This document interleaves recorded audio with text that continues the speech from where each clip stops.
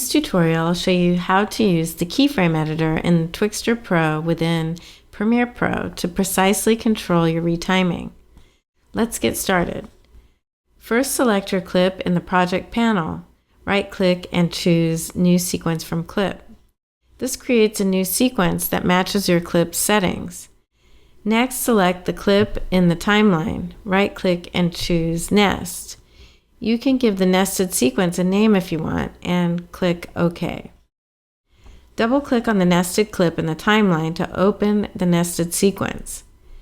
Now go to File, choose New, and select Universal Counter.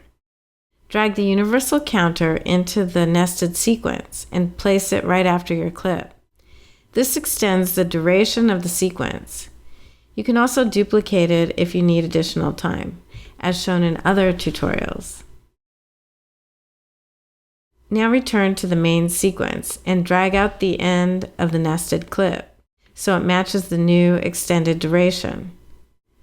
Now apply Twixtor Pro to the nested sequence and open the effect controls and change the timecode display format to frames.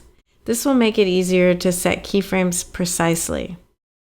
Next, go to Output Control, and for Time Remap mode, choose Use Embedded, and go to the Curve Editor and open the Embedded Keyframer.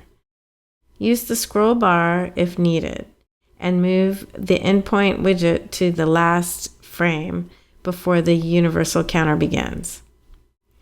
Now, add your keyframes to animate the timing changes.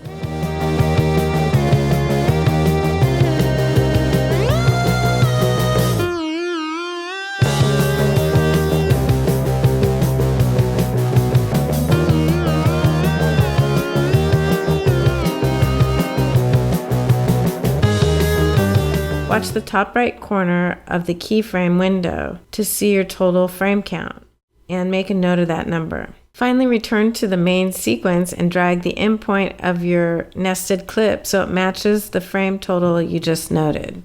You've now used the Keyframe Editor in Twixtor Pro to create smooth, precise speed changes inside Premiere Pro. We can render that and watch it back.